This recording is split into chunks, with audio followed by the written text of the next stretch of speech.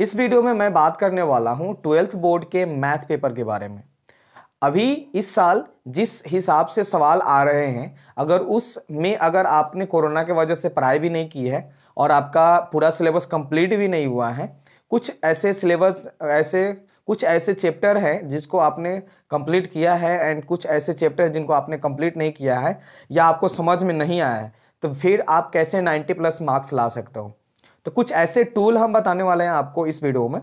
Then आप समझ जाओगे कि अगर आपको कुछ ऐसे चैप्टर हैं जैसे determinant, matrix, inverse, 3D, calculus के कुछ चैप्टर जैसे differentiation, integration and rate of change, अगर ये 4-5 चैप्टर अगर आपको कंप्लीट है देन डेफिनेटली आप मैथ में 90+ स्कोर कर सकते हो।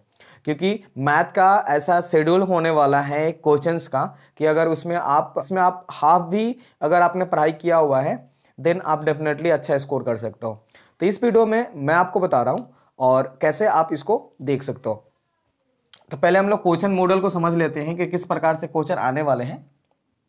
तो यहाँ पर टोटल जो क्वेश्चन आपसे पूछे जाएंगे सब्जेक्टिव एंड ऑब्जेक्टिव मिला करके 145, एंड उसमें से आपको कितने आंसर देने हैं 69 का, यानी कि आप देख लें तो तकरीबन आधा से भी कम, तो आधा से भी कम आपको सवाल के जवाब देने हैं।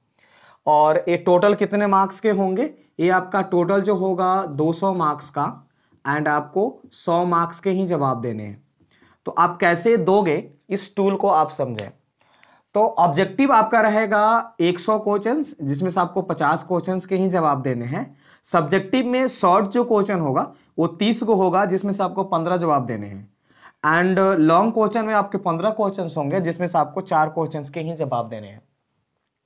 अब इसको कैसे मैनेज करोगे कि आपने जितने चैप्टर पढ़ी हैं या जो चैप्टर आपने नहीं पढ़ी है उसको आप कैसे करोगे।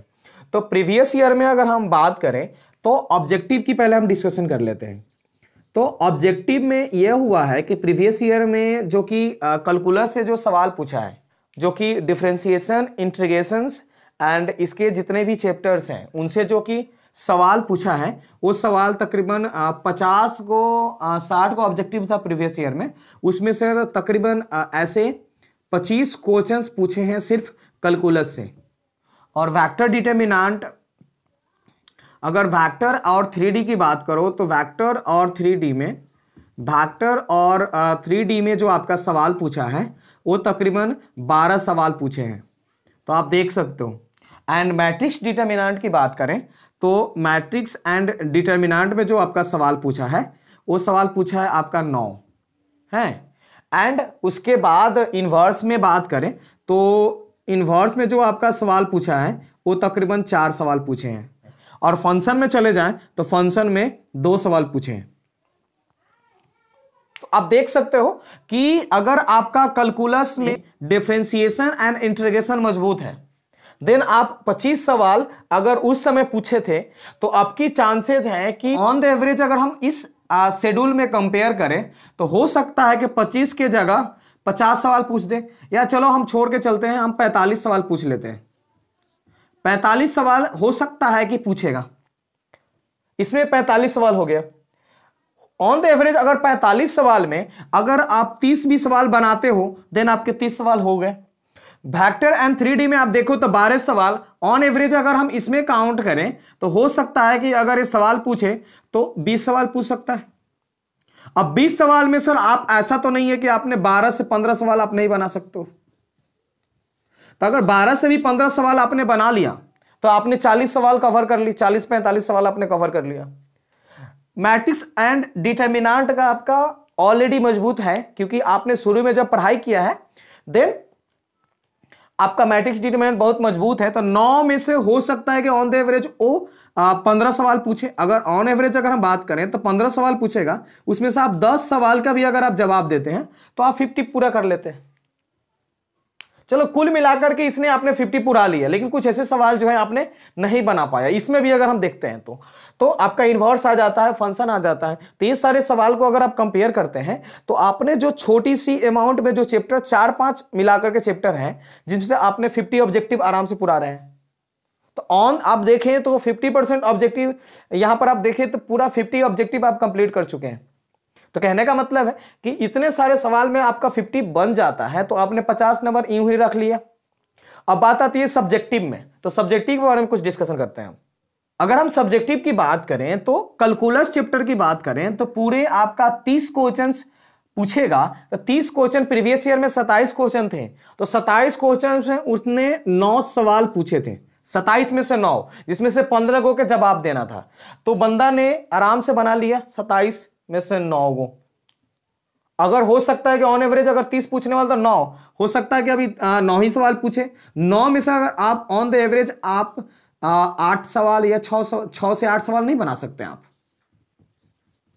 तो अगर 6 से 8 अगर आप शॉर्ट क्वेश्चन बना लेते हो, और चले जाओ अगर आप मैट्रिक्स डिटर्मिनेंट में, तो मैट्रिक्स और डिटर्मिनेंट में अगर आप देखो तो इसमें भी आपका 3 से 4 सवाल पूछा था प्रीवियस ईयर में। तो ऑन अभी वही सवाल हो सकता है कि 4 सवाल पूछेगा, तो आप मैट्रिक्स डिटर्मिनेंट इतना मजबूत है कि आप आराम से बना सकते हो। तो ऑन इसमें हम 2 लेके चलते हैं, तो 6 यहां पे, 2 यहां पे। उसके बाद हम बात करते हैं अगला चैप्टर की, जो कि आपका है वेक्टर और 3D। तो वेक्टर 3D में उसने भी यहां पर जो सवाल पूछे थे वो तकरीबन सवाल जो पूछे थे 8 के करीब पूछे थे, 8 गो।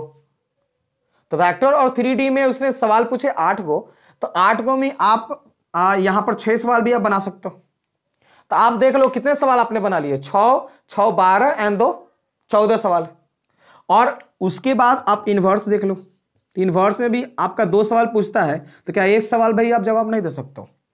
तो कुल मिलाकर 1 2 3 4 चैप्टर हमने उठाया, और 4 चैप्टर में हमारा अच्छा खासा मार्क्स आ गया 2 नंबर का।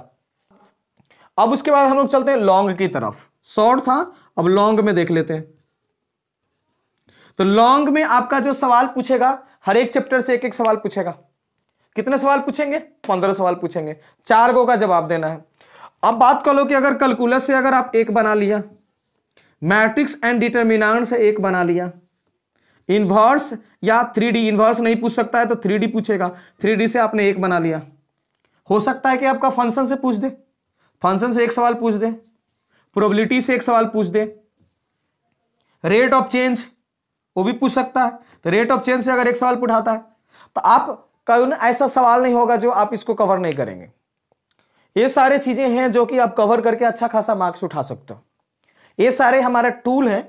अगर आप देखो तो जितने सारे आपने सवाल अभी जितने सारे आपने चैप्टर पढ़ी हैं, उस चैप्टर में है कि इतना सारे सवाल आ जाएंगे कि अगर उस सवाल में से अगर थोड़ा सा भी अगर मेनू चुन चुन के अगर आप बनाते हो, देन आपका पूरा कंप्लीट हो जाए। अब इतने सारे क्वेश्चंस हैं कि इस क्वेश्चंस में अगर थोड़ा थोड़ा भी अगर आप बनाते हो, देन आप कंप्लीट कर दोगे। सीधे डबल है, तो डबल है तो आराम से बना सकते हो, तो टेंशन लेने की कोई जरूरत नहीं है।